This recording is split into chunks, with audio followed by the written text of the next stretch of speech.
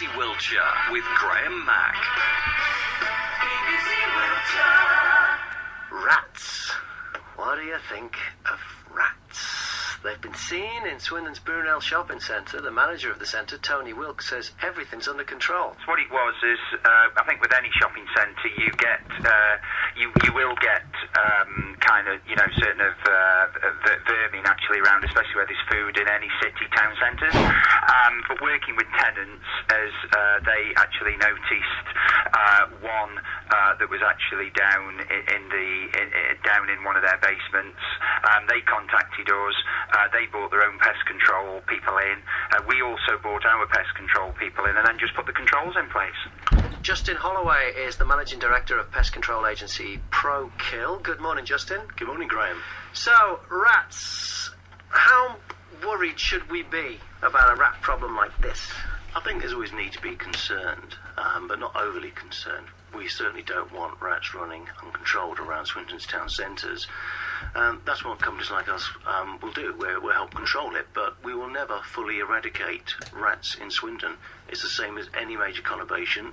There's risk caused by shopkeepers who don't necessarily have the very best back office hygiene with things like bins. And it's down to taking personal responsibility, not just the council, who do a great job in trying to drive home the message, but also the individual shopkeepers who've really got to keep their backyards clear. I think I showed you a little earlier, Graham, we did a survey over the weekend visiting various parts of Swindon. I have to say, it's looking better than it's looked for a long time, and I think that's probably as part of the drive to clean up following this recent incident. But there are still areas that you wouldn't want to be close to. So, would you go shopping in the Brunel Centre? Yes, absolutely, I would. So it's not that big a deal? No, I think you have to keep it in perspective. They've reacted quickly to a current problem. It's a problem that they will never fully 100% solve, and nor will anybody. And again, you know, that's why you need professional control, or at least to make sure you've got the right hygiene measures in place to limit and mitigate this. Tony Wilkes said that a couple of tenants had professionals in. Now, you are a pest eradication professional, is that fair to say?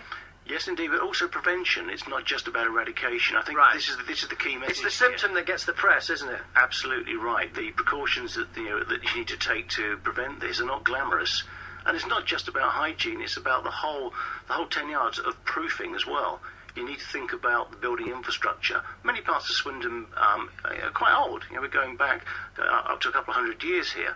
And these old Victorian buildings, they've been modified and changed over the years. There's many ways in which rats can find their way in.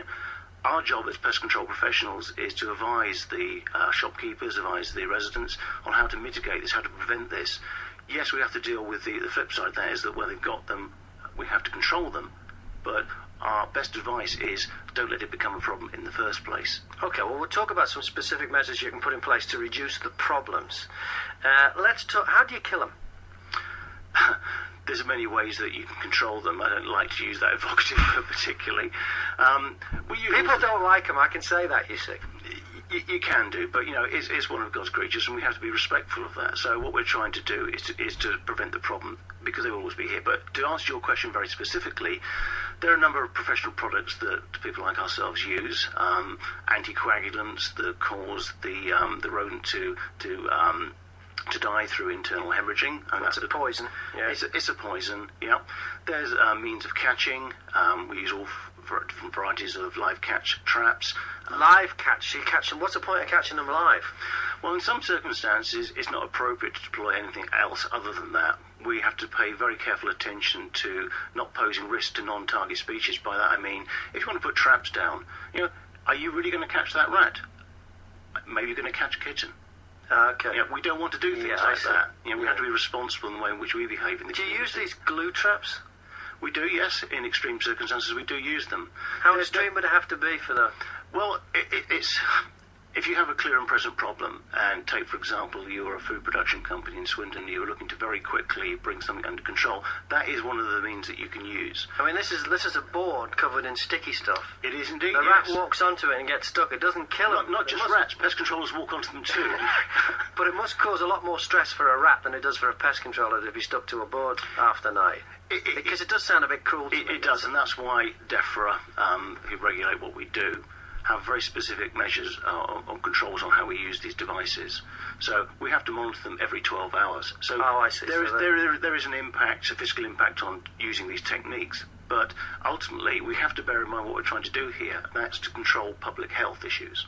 And where there's public health issues, we have to look at what's important. And sometimes taking those type of measures is important. All right, let's talk about reducing risks. How do you reduce the risk of getting a rat infestation, or keep it to a minimum? Well, I think you have to look first of all at yourself. It's very easy to blame your environment around you, blame other people, but you've got to take some personal responsibility for your own space.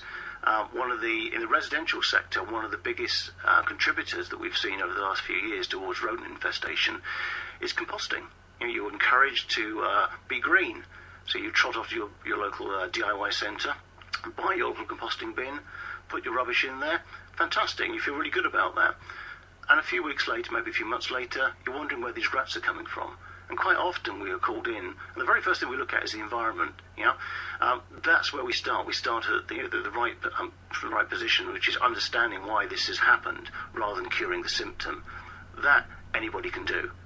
So having understood that and found that actually in the garden, why is that? They're attracted to things like the waste products in your bin, your composting bin. So get the right type of composting bin for starters, make sure there's no easy means of entry from below, monitor it, make sure there's no obvious burrows coming up into the composting bin. Look at your building infrastructure. If your building's a few years old, you may find that somebody's taken away an old pipe from a sink, they've left a hole in the wall. Fill it and make sure it's properly concreted in. And this isn't just a problem which is associated with older buildings. We work with many local builders because, to be quite honest, modern building techniques sometimes are lacking when it comes to rodent control.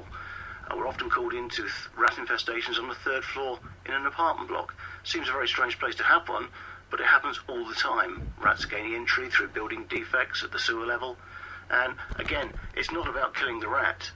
It's about controlling it and stopping it happening in the first place. And that's why you bring a professional in, because they can spot these things. So if you've got a problem, get a professional. It's Justin Holloway. He's the managing director of the pest control agency Prokill. Thanks for coming in and telling us about rats. You're welcome. And how to control them this morning.